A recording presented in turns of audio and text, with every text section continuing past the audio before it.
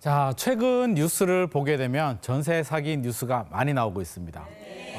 나오고 상관도 없는데 왜 이렇게 전세 사기 뉴스가 많이 나오는 거야? 라고 생각할 수 있는데 우리 모두가 사기 대상이 될 수가 있고요. 자, 이 통계 그래프를 보면 아마 정신이 번쩍 드실 것 같습니다. 한국주택보증공사에서 그 사기 피해 그래프가 나왔는데요. 한번 보실까요? 자, 2017년에 보증 사고액이 74억이었는데요. 작년이죠? 2022년 무려 1조 1천억 원이 넘었습니다. 그렇게 150배가 넘었고요. 자, 대위 변제, 보증보험 회사에서 대신 돈을 갚아준 금액이 2017년 34억에서 무려 9,241억, 300배가 늘어났습니다. 아니 5년 사이에 저렇게 급증했다는 5년 사이에 거예요? 전세 사기가 이렇게 많이 발생을 했습니다. 그래서 우리가 정신을 똑바로 차려야 되는데 앞서 교수님들이 이제 사례 이야기를 해줬으니까 저도 이제 사례 이야기를 한번 해드리겠습니다. 제 후배 이야기인데요. 한 몇 달 전에 이제 커피를 마시는데 제 후배하고 이제 전세 사기 이야기를 하게 됐습니다. 너 어디 살아라고 하니까 전세 살고 있대요. 그래서 그래? 전세금이 얼마인데? 하니까 매매 가격이 1억 원인데 전세 가격이 뭐 9,500만 원이니까 이 거의 정도 되잖아요. 똑같네. 이거 이상한데? 너 좀 위험한 거 아니야? 라는 생각이 들어서 집주인한테 연락을 해봐라. 아니래요. 자기는 사기를 당할 리가 없대. 그럴 리가 없어. 확인해봐. 일주일 후에 연락이 왔습니다. 집주인이 연락이 안 된답니다. 아이고, 어떡해. 그래서 너 큰일 났다. 빨리 대책을 마련해야 된다라고 이야기를 해서 이제 굉장히 발등에 불이 떨어졌는데 뒤늦게 수습을 하려고 하면 이제 굉장히 늦거든요. 그래서 오늘은 전세 사기 유형과 예방책 또 사기가 발생했을 때 대처 방법까지 알려드리도록 하겠습니다. 자, 첫 번째 알아둘 게 깡통 전세인데요. 자, 깡통 전세 알아보기 앞서서 영상 하나 보시고 시작하도록 하겠습니다. 주택담보대출금과 전세보증금을 합친 금액이 집값을 넘어서는 이른바 깡통전세로 인한 피해가 계속되고 있습니다. 전체 16가구 중 14가구가 최근 세무당국에 가압류됐습니다.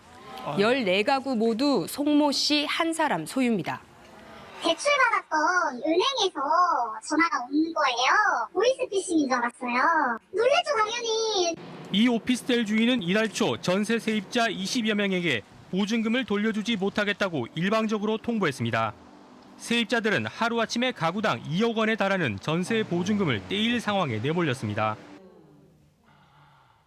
자, 이렇게 전세 사기 사건들이 계속 터지고 있는데요. 자, 깡통 전세부터 한번 알아보도록 하겠습니다. 자, 우리가 깡통이라고 하면 뭔가요?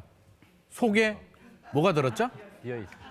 속이 비어. 속에 아무것도 없죠? 예. 아무것도 없는 게 깡통 전세입니다. 예. 내 전세금을 받지 못하는 깡통이 돼버리는 게 깡통 전세인데요. 예. 제가 사례로 한번 설명을 드리도록 하겠습니다. 자, 예를 들어서 저 건물 가격이 원래 5억 원 정도 시세 가치였는데 이 건축주가 이제 사기의 마음을 먹고 감정평가사와 짜고 가격을 올리게 됩니다. 자, 10억 원으로 뻥튀기, 2배 뻥튀기라는 거죠. 그리고 은행 담당자하고도 짜고 또 대출을 받습니다. 자, 5억 원의 대출을 받게 되고요.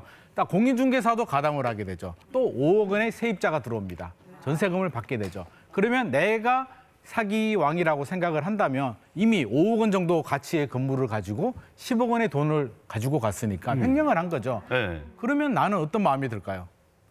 나는 이미 돈을 다 챙겼어. 이제 뭐 전세금을 뭐 세입자는 알아서 해. 경매를 넘기든지 너 마음대로 하세요. 라는 마음이 들잖아요. 자, 경매를 넘기면 어떻게 될까요? 선수인 은행이 5억 원을 먼저 가져가게 되는데 10억, 이게 5억짜리를 10억에 감정평가를 부풀렸기 때문에 경매에 넘어가면 사실 5억 원도 안 됩니다. 안 되죠. 그러니까 은행도 손해를 보고요. 네. 세입자는 하나도 못 건지는. 이런 게 바로 깡통 전세입니다. 그래서 최근에 인천에 사기 사건들이 많이 생기고 있는데 뭐 건축 사기 왕 이런 경우들이 바로 이 깡통 전세 사기고요. 자, 두 번째 유형은 뭐냐? 역전세입니다. 자, 뭔가 뒤집혔다는 얘기죠. 역전세는 뭐냐면 자, 또 그래프를 한번 보죠. 원래 시세가 1억이. 원래는 1억 원에 9천만 원이었는데 최근에 2020년, 2021년 전세 가격이 급등하게 되잖아요. 자, 1억 1천까지 올라가게 됩니다.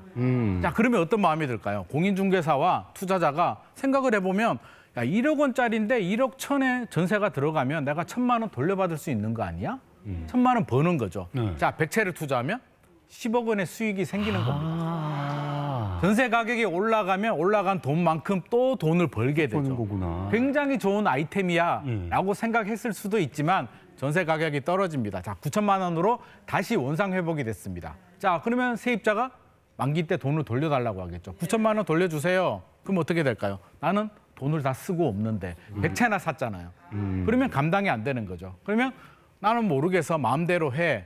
경매 넘기든지 너 알아서 하세요라고 하면 자, 세입자 입장에서는 어떤가요? 1억 원 집에 전세가 지금 9천만 원이면 경매 넘겨도 낙찰가가 떨어지기 때문에 손해를 볼 수밖에 없는 구조죠. 이런 경우가 바로 역전세인데 최근에 이런 경우들이 굉장히 많이 생기고 있고요. 전세 가격이 떨어지니까 사기는 아닌데 집주인이 본의 아니게 전세금이 떨어지니까 돌려주지 못해서 못하는 경우. 본의 아니게 역전세가 되는 경우들도 굉장히 많이 발생을 하고 있습니다. 깡통은 아예 처음부터 작정한 사기고 사기죠. 근데 사기고요. 이거는 예견된 사고라고 볼 수 있는. 예견된 사고인데 뭐 법적으로 따지면 사실 사기는 아닌데 네. 세입자 입장에서는 전세금을 돌려받지 못하니까 우리는 일반적으로 그냥 사기라고 이야기를 하고 있습니다. 일단 피해가 발생하니까. 피해가 발생을 하는 거죠. 네. 자, 세 번째 경우는요. 진짜 이것도 사기인데 이중 계약이라고 합니다. 자, 이중 계약은 뭐냐면 집주인도 당하고요. 세입자도 당합니다. 자, 중간에 공인중개사가 이제 어떻게 하냐면 집주인과는 월세 계약을 합니다. 보증금 1,000만 원에 월 100만 원에 계약을 하게 되고요. 자, 위임권을 받은 중개사죠. 집주인한테는 1,000에 100만 원 계약했습니다라고 보고를 하는 거죠. 그리고 1,000에 100만 원 입금하고요. 그럼 1,100만 원 주겠죠. 세입자하고는 전세 계약을 하게 됩니다. 3억 원에. 그러면 얼마가 남나요? 2억 8,900만 원의 돈이 남잖아요. 자, 이걸 열채를 하면 28억 9천만 원이나 돈을 벌게 되고 이게 전세 사기가 왜 빨리 발견이 안 되냐면 계약 기간이 2년이잖아요. 2년 동안 문제 없는 줄 알고 안전하게 살고 있다가 만기 다 됐을 때 연락하면 이제 벌써 잠적을 하고 없는 거죠. 그래서 이런 경우들이 이중 계약인데 뭐 어떤 제 아시는 분은 자기가 전세 살고 있는 줄 알았는데 나중에 집주인한테 얘기하니까 월세래요. 사기당한 거 아니야? 알고 보니까 배우자가 전세금을 받아가지고 월세 계약을 하고 나머지 돈을 주식 투자를 했다라고 합니다. 와. 이거는 가정 내의 문제고요. 예. 일반적인 경우는 공인중개사들이 많은 이런 일들이 발생하고 있습니다. 뭐 아주 극소수의 공인중개사가 극소수고요. 하시겠지만 다수의 공인중개사들은 굉장히 양심적으로 하고 있는데 미꾸라지 한 마리가 이런 일들을 벌리고 있고요. 네. 자, 네 번째 경우는요. 네 번째 경우는 더 심각합니다. 중복 계약인데요. 집 하나를 가지고 여러 명의 세입자와 계약을 하는 겁니다. 와. 그러면 전세금을 10명하고 계약을 하면 전세금을 10개를 받고요.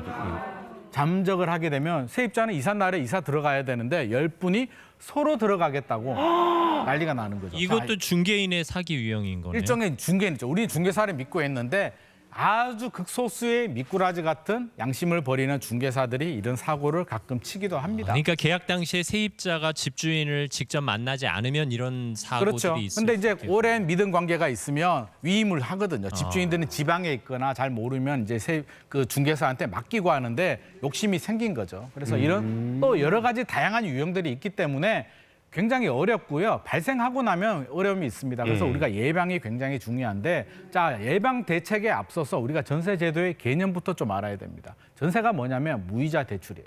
이게 뭐냐면 제가 반장님하고 이제 반장님한테 제가 뭐 돈을 빌린다고 할게요. 제가 집주인인데 반장님한테 돈 좀 빌려주세요. 1억 원을 좀 빌려주세요라고 합니다. 그러면 빌려주죠? 너는 뭐 해줄 거야? 이자 줄 거야? 저는 이자는 못 주고요. 빈집이 있는데 반장님이 잠시 들어와서 내가 돈 돌려줄 때까지 살다 나가세요. 예. 그게 바로 전세제도입니다. 아, 그게 전세구나. 집주인한테 돈을 맡기고 네. 그 집에 잠시 사는 거예요. 자, 자, 그러면 돈을 안 돌려주게 되면 어떻게 할까요? 우리 반장님이 제 배를 뗄 수는 없잖아요. 그럼 어떻게 해야 될까요?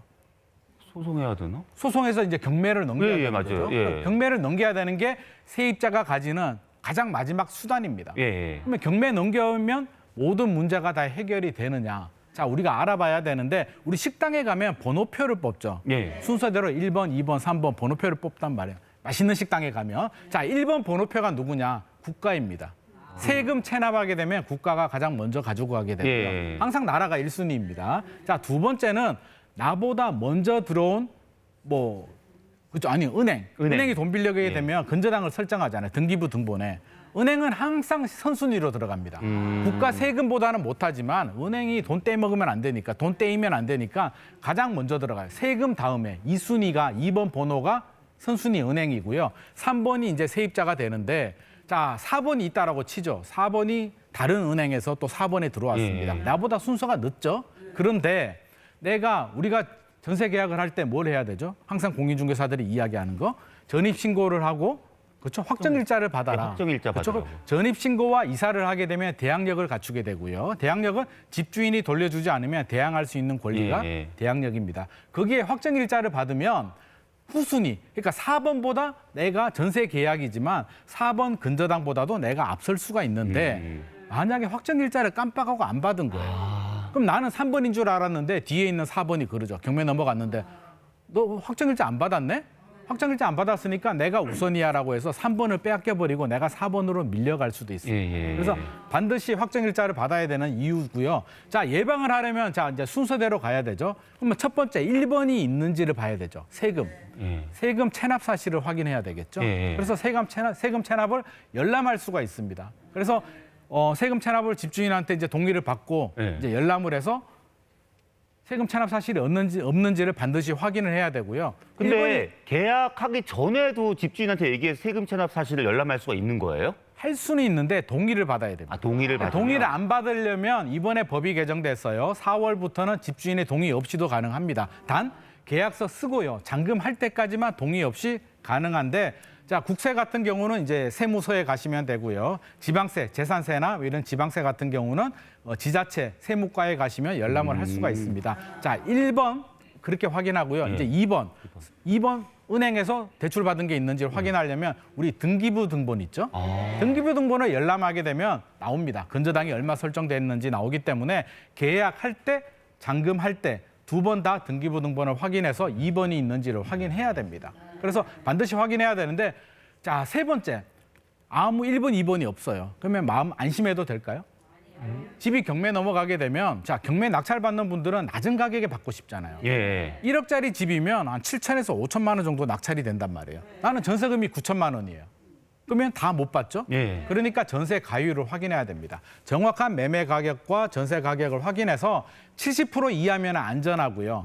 만약에 80%가 넘어가면 이거 경매 넘어가도 선순위 1번, 2번이 없더라도 내가 다 못 받을 수 있겠다라는 생각을 해야 됩니다. 그래서 세 번째는 전세 가율을 반드시 확인해야겠다. 우리가 반드시 이런 예방 대책을 알아야 되고요.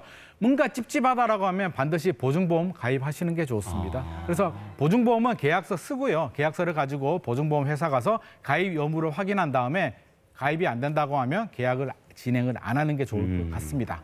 자, 그러면 이제 사기 사건이 발생을 했죠. 내가 피해자가 된다면 너무 당황하지 마시고요. 무작정 기다리시는 분들이 굉장히 많습니다. 기다리지 마시고요. 반드시 확인한 다음에 피해 사실이 확인이 된다면 경찰에 신고를 하시고요. 두 번째는 주택도시보증공사에서 이제 콜센터를 운영을 합니다. 그래서 콜센터 1533-1899에 전화를 하시면 되고요. 지자체에서도 이게 상담센터를 운영하기 때문에 상담을 받으시고 1533-8119 반드시 확인을 하시는 게 좋을 것 같습니다. 자, 이제 마무리를 좀 해야 될 것 같은데요. 자, 전세 사기는 누구나 다 대상이 될 수도 있습니다. 나도 대상이 될 수도 있습니다. 그래서 반드시 1번, 2번 선순위 세금 체납이 있는지 확인하시고요. 선순위 은행 근저당이 있는지 확인하시고 전세 가율이 70%가 넘어가는지를 확인하시는 게 좋을 것 같습니다. 그리고 사기 당하신 분들은요. 굉장히 상심이 크고 좀 부끄럽기도 하고 자괴감이 드는데요. 자, 내 가족들한테 반드시 오픈을 해서 나만의 문제가 아니라는 점 같이 어려움을 나눴으면 좋을 것 같습니다. 네. 네, 감사합니다.